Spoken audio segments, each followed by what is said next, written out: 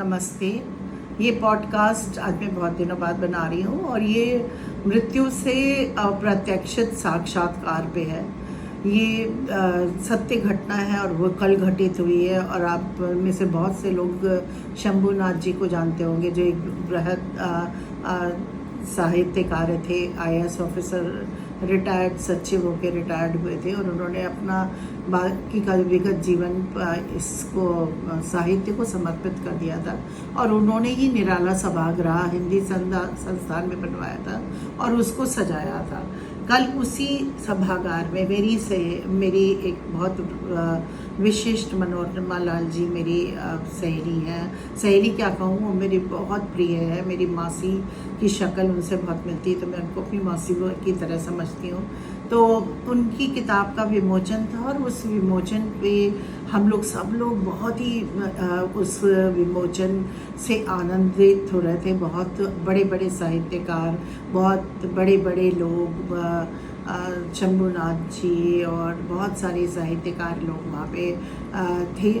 और वो सब इतना अच्छा बोल रहे थे, कितने अच्छे वक्तव्य चल रहे थे।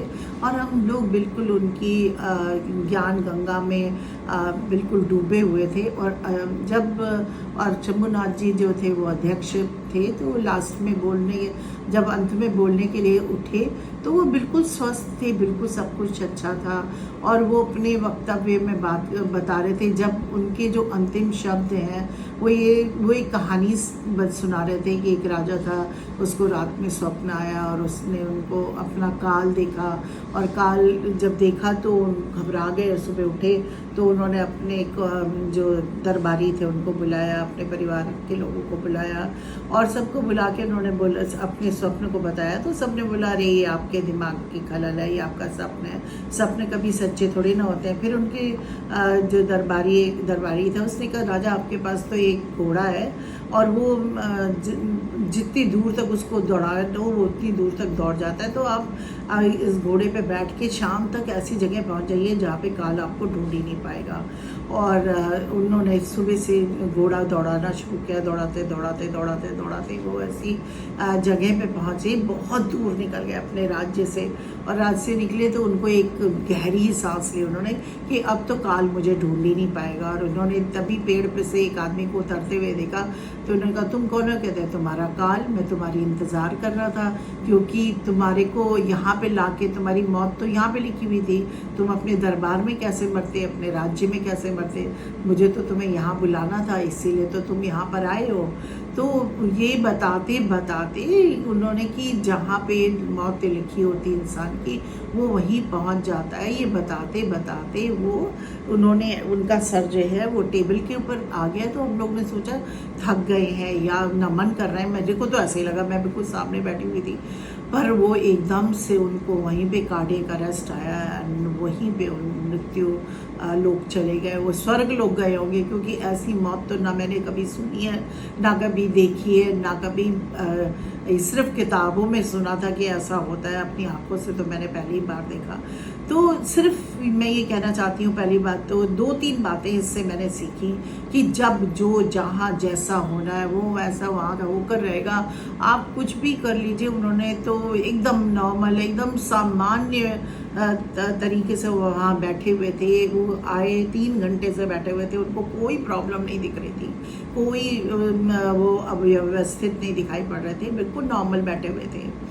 तो हम लोग इतना अपने ऊपर इतना पॉन्डर करते हैं, हमें जरा सी कोई परेशानी होती है हम इतने परेशान हो जाते हैं। जब जो कुछ होना होता है वो होकर रहता है। इसलिए हर मोमेंट को एंजॉय करना चाहिए, हर मोमेंट को हमें अपनी ज़िंदगी में उतनी प्राथमिकता देनी चाहिए जितनी हम अपने जीवन को देते हैं।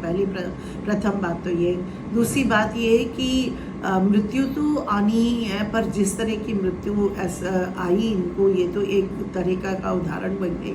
साहित्य जगत में तो वो खैर अमर होके रह गए, पर हम इस मृत्यु मतलब हमारे जीवन और मृत्यु के बीच में इतनी पतली रेखा होती है, और उस पतली रेखा के इधर हम इतनी ऐसी बातें कर जाते हैं। कभी किसी का दिल तोड़ देते हैं, कभी किसी को परेशान कर देते हैं, कभी किसी के लिए अपने स्वार्थ के लिए हम दूसरों को एकदम मतलब अब उनका कुछ भी बुरा करने से चूकते नहीं हैं, और इस ज़िंदगी के लिए जिसका कोई भरोसा नहीं है, तो हम कम से कम अभी भी लोग आँख खोल लें। मेरी तो आँखें खुल गई हैं। मैंने तो खैर पहले भी कभी ऐसा किसी के साथ नहीं किया कि अपने आप को ऊंचा उठाने के लिए किसी को दबाने की कोशिश की हो, पर लोग बहुत करते हैं। मैंने करते हुए लोगों को देखा भी है कि अपने आप को उन्नत बनाने के लिए वो किसी के साथ भी कुछ भी करते हैं।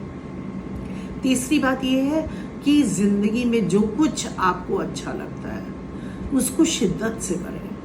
आपको पढ़ाई अच्छी लगती है, बहुत शिद्दत से पढ़ें। आपको लिखना अच्छा लगता है, बहुत शिद्दत से लिखें। आपको नौकरी करनी अच्छी लगती है, आपको मेडिकल अच्छा लगता है, आपको सेवा करना अच्छा लगता है, आपको जो भी अच्छा लगता है वो पूरी शिद्दत से करें। आप अगर जब उसको शिद्दत से करते हैं तो वो भी आपको शिद्दत से गले लगाती है। आज यमुना जी चले तो ज़रूर गए हैं, बहुत बड़ी क्षति भी है और उनको हम लोग हमेशा याद रखेंगे, पर जिस शिद्दत से उन्होंने साहित्य से प्रेम किया, जिस शिद्दत से उन्होंने साहित्य की सेवा करी, और उसी शिद्दत से उसी साहित्य के मंच पे विलीन हो गए। ये एक बहुत ही आश्चर्यजनक और बहुत ही इनको देख के तो मुझे अब्दुल कलाम जी की याद आई कि जिन्होंने अपनी डायरी में लिखा था कि जब मैं मरूं तो मेरे सामने श्रोता हों, श्रोता में बच्चे हों, मैं खड़ा रहूं, मेरा पॉस्चर खड़ा रहे और मैं खड़े खड़े जो है इस दुनिया से चला जाऊं। और उन्होंने अपनी वांछित मौत को अपने गले लगाया था।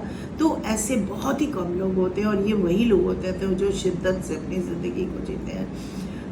अभी भी बहुत टाइम बचा हुआ है, जिसके पास भी जितना टाइम बचा हुआ है, प्लीज़ मैं ये कहती हूँ ज़िंदगी को प्यार से जियो, अपने लिए जियो, स्वार्थ में मत जियो।